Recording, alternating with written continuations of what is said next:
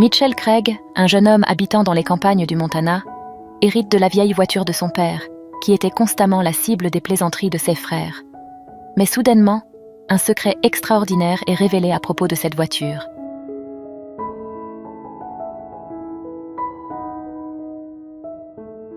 Gordon Craig, le père de Mitchell, était un agriculteur hors pair qui prenait fierté à avoir bâti sa richesse de zéro. Il n'avait pas hérité ni bénéficié d'aide extérieure, seulement de son travail acharné. Avec les derniers fonds dont il disposait, Gordon avait acquis un terrain aride dans le sud de l'État, une terre que beaucoup considéraient comme incapable de produire quelque chose de précieux. Défiant les attentes, il s'était promis de réussir, se dédiant sans relâche à sa revitalisation, même sous le regard sceptique des voisins, qui doutaient de son succès et pensaient qu'il gaspillait son argent. À cette époque, Gordon était déjà père de 3 fils, Mitchell étant l'aîné. Sur une période de 5 ans, Gordon réalisa l'inimaginable. Il ne se contenta pas de revitaliser les terres, mais les transforma en une ferme florissante. Cette ferme ne prospéra pas seulement, mais devint aussi un pilier de soutien pour des centaines de résidents locaux, offrant d'innombrables emplois. La famille Craig, auparavant peu connue et d'origine modeste, s'éleva à une position éminente dans la communauté, quelque chose qu'il n'avait jamais rêvé être possible. Au fil des ans, la ferme de Gordon s'établit comme l'une des plus grandes productrices agricoles de la région, étendant sa portée bien au-delà du Montana. Précieux produits commencèrent à être distribués dans plusieurs parties du pays, consolidant l'héritage de Gordon Craig comme un agriculteur visionnaire qui transforma une terre discréditée en une source de prospérité et d'inspiration. Même après avoir accumulé une richesse considérable avec sa ferme prospère, Gordon Craig garda son essence intacte. Il était connu pour sa nature amicale et un cœur plein d'espoir, des caractéristiques qui le distinguaient dans la communauté. Plus que tout dans sa vie, Gordon valorisait ses 3 fils, Charlie, Travis et Mitchell. Il nourrissait un amour profond pour chacun d'eux, s'efforçant d'offrir la même éducation et attention à tous. Cependant, avec le temps, il devint apparent que Gordon avait une connexion spéciale avec Mitchell, son fils aîné. Cette affinité ne passa pas inaperçue chez Charlie et Travis, qui commencèrent à ressentir une pointe de jalousie. Ils remarquèrent que Mitchell profitait de plus de moments aux côtés de son père, et cette proximité généra des tensions fraternelles. Les frères cadets commencèrent à taquiner Mitchell, l'appelant le chouchou de papa et le fils le plus aimé, dans une tentative d'exprimer leur frustration et leur jalousie. Cette dynamique entre les frères Craig reflétait un conflit commun dans de nombreuses familles, la difficulté d'équilibrer l'affection et l'attention entre les enfants. Bien que Gordon tentât d'être juste, la réalité était que Mitchell passait plus de temps avec lui, ce qui causait involontairement une distance entre les frères. Gordon Craig savourait chaque instant passé avec son fils aîné, Mitchell, partageant avec lui des histoires précieuses de sa propre jeunesse. Il parlait des défis initiaux de la ferme, des difficultés qu'il avait rencontrées pour faire prospérer ce morceau de terre et comment il s'occupait de la terre qui soutenait non seulement sa famille, mais était aussi la source de revenus pour tous ses employés. Ces moments de partage étaient devenus spéciaux pour Mitchell, surtout pendant leur promenade sur la propriété dans une vieille camionnette que son père utilisait. Quand Mitchell était enfant, il adorait s'asseoir sur les genoux de son père, faisant semblant de conduire. À l'adolescence, ces promenades sur les chemins de terre de la ferme se transformèrent en occasion de conversations profondes et significatives avec son père. Ces longues discussions sur la vie et les affaires de la ferme furent cruciales dans la formation de Mitchell, éveillant en lui le désir de comprendre et éventuellement de gérer les affaires familiales. Contrairement à ses frères, Mitchell fut le seul à poursuivre une éducation supérieure, cherchant à mieux comprendre la gestion agricole. Pendant ce temps, Charlie et Travis, les frères cadets, avaient un attachement spécial pour la ferme, mais étaient plus habitués à profiter des profits de l'entreprise familiale dans leurs intérêts personnels, sans se soucier de se préparer pour l'avenir. Ils croyaient que, comme leur père avait commencé de rien et sans éducation formelle, ils pourraient aussi maintenir la ferme en fonctionnement. Gordon, quant à lui, ne voulait pas imposer un chemin à ses fils, mais était conscient que les temps avaient changé et que le succès de l'entreprise familiale pourrait exiger une connaissance et une approche différente de celles qu'il avait utilisées dans le passé.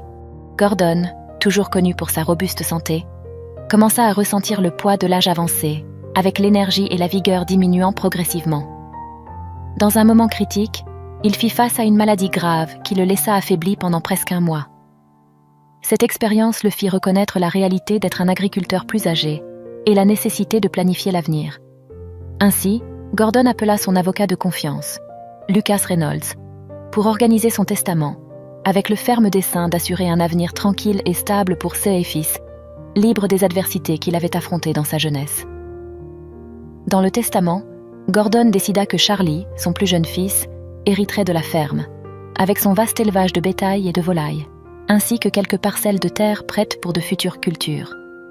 Travis, le fils du milieu, recevrait plusieurs hectares de terres cultivables, des équipements agricoles, la maison familiale et une station-service à l'entrée de la ville. Tout fut minutieusement documenté, respectant les désirs de Gordon. Cependant, Lucas Reynolds remarqua quelque chose de préoccupant. Il semblait que tous les précieux actifs de la famille Craig avaient déjà été équitablement répartis entre les deux plus jeunes fils, ne laissant peu ou rien à Mitchell, l'aîné.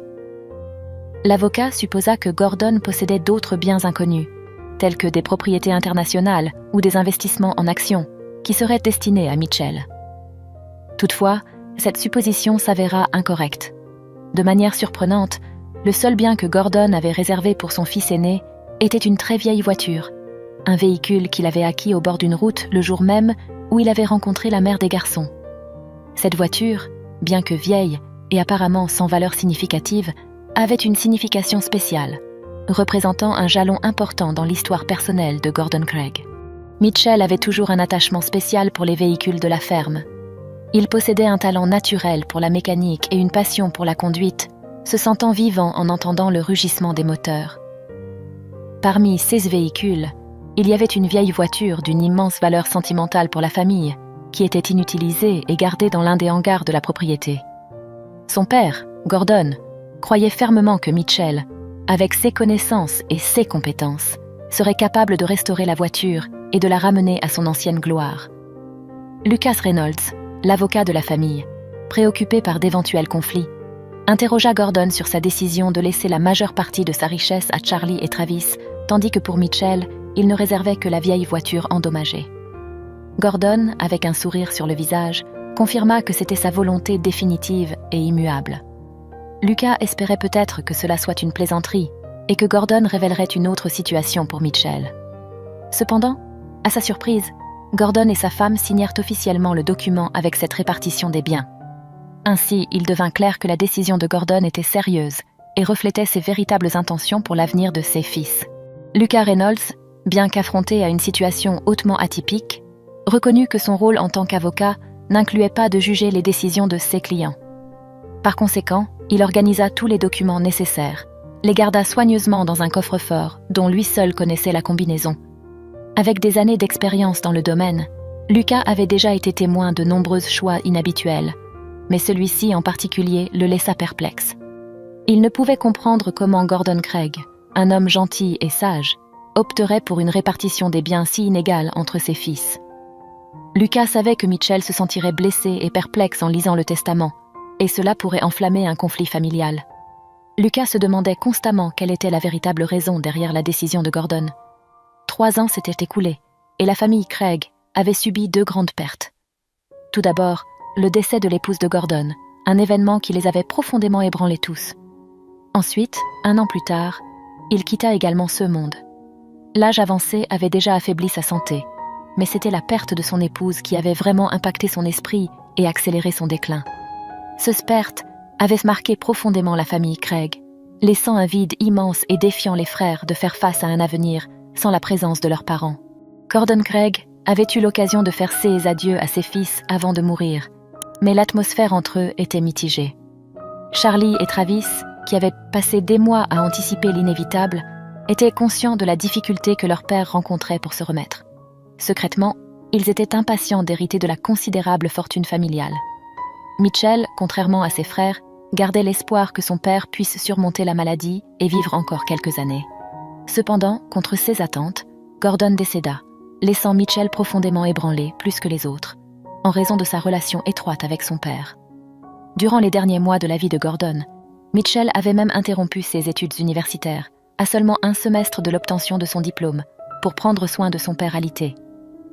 5 jours après les funérailles de Gordon, les 3 frères Craig se réunirent avec Lucas Reynolds, l'avocat de la famille, La rencontre était attendue avec grande anticipation, particulièrement par Charlie et Travis. Mitchell, encore en deuil et se sentant quelque peu perdu sans la présence de son père, faisait face à la réalité d'être seul dans l'immense résidence de la ferme. Durant la réunion, Lucas lut le testament, exprimant clairement la volonté finale tant du père que de la mère, sur la base d'un document qui avait été signé sans aucun doute par les deux. L'avocat, Lucas Reynolds, commença la lecture du testament avec une voix claire et ferme. Charlie et Travis, impatients, montraient une excitation croissante à mesure qu'ils entendèrent parler des vastes richesses et propriétés qu'ils allaient hériter. Cependant, l'atmosphère changea radicalement lorsque vint le tour de Mitchell. L'expression sur le visage du jeune homme était de malaise et de tristesse. Pour lui, les mots lus sonnaient comme une mauvaise plaisanterie. Même Charlie et Travis, malgré leur joie, furent surpris d'entendre la partie du testament destinée à Mitchell. Mitchell se sentit profondément blessé, surtout en voyant la joie de ses frères qui, contrairement à lui, n'avaient jamais montré un véritable attachement à la ferme, s'intéressant seulement aux profits qu'elle générait. Désormais, ils avaient tout reçu, tandis que lui, qui valorisait vraiment les terres et s'intéressait aux affaires, ne se retrouvait qu'avec une vieille voiture oubliée. Charlie, incapable de résister à une provocation, plaisanta. « Ne sois pas triste, frère. Maintenant, tu peux retourner à l'université avec une voiture atypique, je veux dire, si tu arrives à la démarrer. » Mitchell ne réagit pas à la moquerie, restant silencieux, la tête baissée, plongé dans ses pensées et sa tristesse. Pendant ce temps, Charlie et Travis planifièrent déjà une grande fête pour célébrer leurs héritages, tournant autour de Mitchell et se moquant de lui sans aucune compassion. Lucas observait la scène, éprouvant de la pitié pour l'aîné et soulagé de ne pas avoir à intervenir dans un conflit direct entre les frères qu'il avait vus grandir ensemble. Après la rencontre avec l'avocat, Mitchell se dirigea vers le hangar, où reposait la voiture que son père avait acquise au bord d'une route des années auparavant. D'un mouvement décidé, il retira la bâche qui recouvrait le véhicule, libérant un épais nuage de poussière qui flottait dans l'air. Là se trouvait la voiture, désormais sienne, le seul souvenir tangible de son héritage. Il tenta de démarrer, mais le moteur resta silencieux. C'est à ce moment que Travis entra dans le hangar, lui rappelant de manière insensible qu'en tant que nouveau propriétaire de la maison, Mitchell devrait faire ses préparatifs pour partir au plus vite, emmenant avec lui cette relique. Ne voulant pas supporter plus d'humiliation, Mitchell rassembla rapidement ses vêtements et objets essentiels. Il appela un taxi pour l'emmener à un hôtel simple dans la ville voisine et demanda un service de remorquage pour la voiture. Alors qu'il s'éloignait de la ferme, il croisa la voiture de Lucas Reynolds. Le chauffeur de taxi s'arrêta à la demande de Mitchell et Lucas s'approcha avec un air inquiet. « Tu as été expulsé de la ferme. Je craignais que cela puisse arriver, » dit Lucas. « Mitchell, je suis désolé pour ça. C'étaient les dernières volontés de ton père. Et je ne pouvais pas aller à l'encontre. Mais sache que ce n'est pas seulement la voiture qu'il t'a laissée. » Mitchell, déjà dans une journée terrible, s'attendait à quelque chose d'aussi insignifiant. Quoi d'autre pourrait-il être? Une vieille montre de poche? Demanda-t-il avec une pointe de sarcasme. Lucas, d'un geste sérieux, lui tendit une enveloppe. Non, il t'a laissé 40 000 $ pour restaurer la voiture. Mitchell regarda l'enveloppe dans ses mains et la posa sur le siège à côté. Il remercia Lucas et fit signe au chauffeur de taxi de poursuivre, absorbant la nouvelle information et réfléchissant sur l'héritage inattendu de son père. Ce n'est qu'une fois installé dans sa chambre d'hôtel que Mitchell ouvrit l'enveloppe, et à sa surprise, il trouva plus que les 40 000 $. Avec l'argent, il y avait un papier avec des instructions écrites à la main, indubitablement dans l'écriture de son père. Une vague d'espoir submergea Mitchell en reconnaissant l'écriture familière. Il commença à lire avec enthousiasme la lettre laissée par Gordon. Dans celle-ci, il instruisait Mitchell à utiliser l'argent pour restaurer la vieille voiture et ensuite l'emmener à une foire automobile à Pittsburgh pour une vente éventuelle. S'il n'était pas satisfait des offres, il devrait essayer dans une foire à Cleveland. Mitchell était confus par ces directives. Quel genre de foire automobile était-ce?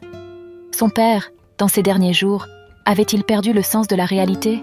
Qui, après tout, serait prêt à acheter une voiture aussi vieille et usée? Allongé sur son lit, il réfléchissait à tout cela, se souvenant des après-midi à la ferme, quand lui et son père se promenèrent dans la voiture. Bien que Gordon n'ait pas eu de formation académique, son expérience lui avait conféré une sagesse unique, et Mitchell avait toujours prêté attention à ses conseils. C'est avec ces pensées qu'il s'endormit, décidant, avant de fermer les yeux, de suivre les instructions de son père et de prendre le risque. Dans les semaines suivantes, Mitchell se consacra entièrement au projet de la voiture. Il passa des jours et des nuits à démonter et remonter le moteur, à remplacer les pièces usées, à nettoyer l'intérieur et à restaurer la carrosserie résistante et marquée par le temps. C'était un travail difficile, mais il était déterminé à honorer l'héritage et la dernière volonté de son père. De temps en temps, Charlie et Travis venaient voir Mitchell travailler sur la vieille voiture.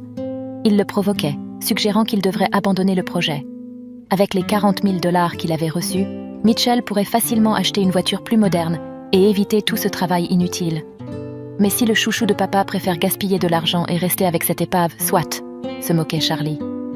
Heureusement que papa savait qui méritait de se retrouver avec cette foutue voiture, ajoutait Travis avec ironie. Ces commentaires firent douter Mitchell de sa décision, mais il était déjà trop impliqué dans le projet pour abandonner. Déterminé à voir la voiture en parfait état, il continua son travail acharné, même si cela signifiait finir avec ses t-shirts couverts de graisse et d'huile. Près d'un mois plus tard, le moment décisif arriva. Mitchell s'assit au volant et tourna la clé. La voiture ronronna, exhalant une épaisse fumée noire par l'échappement, mais à sa grande joie, fonctionna. Mitchell ressentit une vague de fierté et de réalisation d'avoir ramené le véhicule à la vie, prouvant ainsi qu'il en était capable. Le son du moteur raviva les souvenirs de son père. Maintenant, suivant les dernières instructions laissées par Gordon, Mitchell devait emmener la voiture à la foire automobile de Pittsburgh pour essayer de la vendre. Il était temps de voir le résultat final de son effort et de sa détermination. Mitchell arriva à Pittsburgh au volant de la vieille voiture de son père, sans rencontrer de contretemps en chemin. En arrivant à la foire automobile mentionnée par son père, il remarqua rapidement qu'il s'agissait d'un événement spécialisé dans les voitures anciennes et les raretés. Le lieu était rempli de véhicules incroyablement bien préservés, d'autres modifiés et certains d'une apparence tout à fait singulière. Cependant, à sa déception, les offres d'achat pour la voiture de Mitchell ne dépassèrent pas 15 000 $. Il refusa d'accepter une somme aussi basse, considérant tout le travail et la dévotion investis dans la restauration de la voiture. Avec cela à l'esprit, Mitchell décida de poursuivre son voyage jusqu'à Cleveland. À chaque kilomètre parcouru, il ressentait une légère appréhension. Bien qu'il fût un mécanicien habile et qu'il eût renouvelé de nombreuses pièces de la voiture, il ne pouvait s'empêcher de s'inquiéter. Après tout, la voiture était un modèle plus ancien que lui-même, et il y avait toujours le risque d'une panne mécanique dans un endroit reculé et isolé.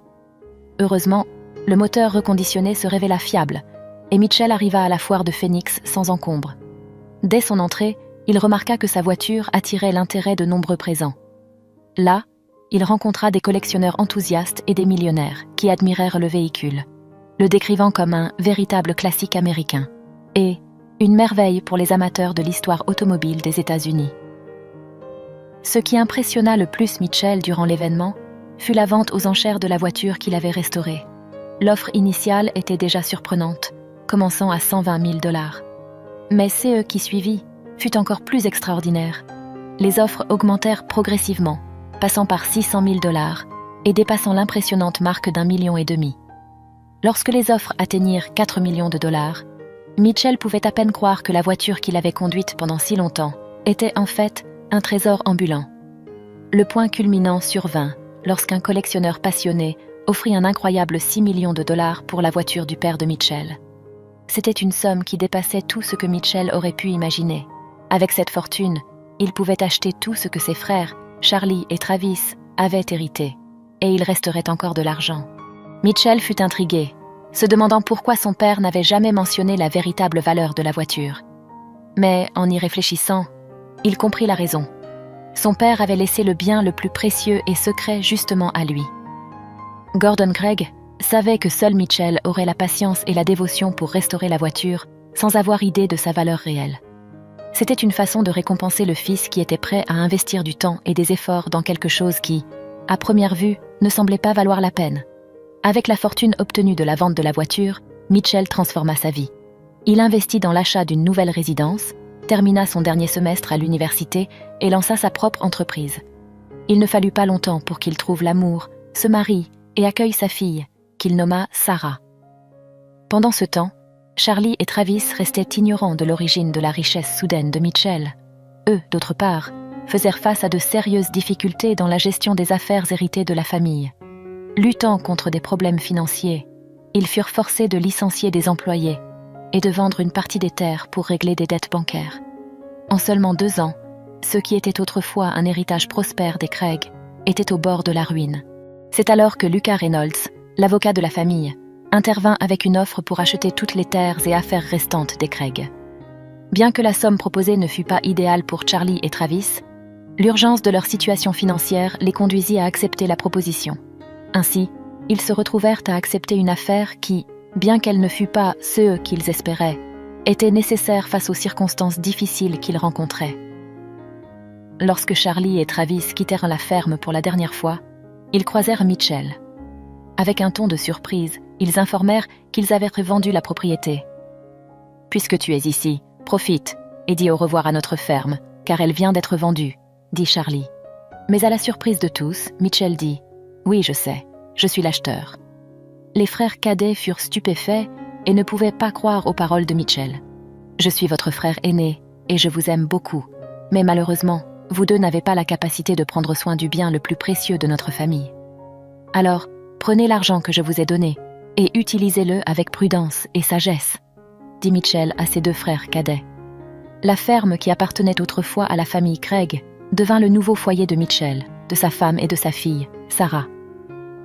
On peut encore voir Mitchell parcourir les chemins de terre de la ferme, mais cette fois accompagné de Sarah.